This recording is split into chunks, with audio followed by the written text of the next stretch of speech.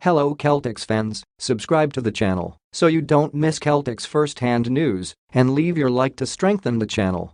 This afternoon, head coach Joe Mazzulla confirmed that the Celtics will keep the same starting lineup against the Heat, which means they will continue to use a two-center formation with Robert Williams joining Al Horford. When the Celtics inserted Williams into the starting lineup in Game 6 of the second-round series against Philadelphia, the entire dynamic changed.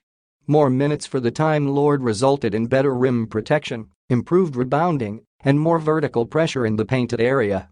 Joel Embiid even credited Rob's presence as the main obstacle for him and James Harden in their pick-and-roll game, which is the Sixers' offensive strength. Leave your like on this video to keep up to date with everything that happens at Celtics. Thanks. Continuing. What worked against Philadelphia? Much of Williams' success against Philadelphia can be attributed to PJ Tucker being on the court at the same time.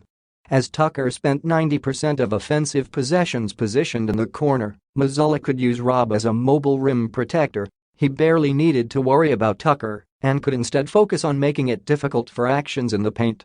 PJ had his moments, especially an 11-point first quarter in Game 7, but leaving him open proved quite effective as it inhibited Embiid from receiving the ball easily at the free throw line and prevented Harden, Tyrese Maxey, and Tobias Harris from easily driving to the basket. Horford basically allowed Harden to freely drive to the basket while taking away the possibility of a pass to Joel Embiid because he knew that Rob Williams was there to contest at the rim. Here, Rob negates the pick-and-roll play by quickly positioning himself to intercept the pass in the paint. Then, his size allows him to stay right in the attack gap, dissuading Embiid from advancing. If it were Derek White or Malcolm Brogdon in Williams' place, Embiid could try to take on Al off the dribble. Embiid manages to get deep into the paint but is still repelled from the basket by Rob's presence. It's a perfect example of rim-protecting defense that doesn't show up in the stats, even for rim-shooting enthusiasts. And finally, an illustration of Rob's strategy against PJ.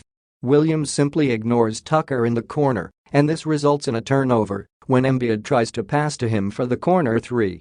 Who will Rob guard against the Heat? In last year's Eastern Conference Finals, Williams spent most of his time guarding, wait for it, PJ Tucker. Yes, PJ Tucker was on the Heat, and Rob used the same strategy against him that he used in Games 6 and 7 against Philadelphia. He is the perfect player for Williams to guard because his lack of offensive threat allows Rob to be free to disrupt anything at the rim. However, this year, the Heat doesn't have a logical matchup for Rob in the starting five. Obviously, he won't be guarding Jimmy Butler, Gabe Vincent, or Max Strus.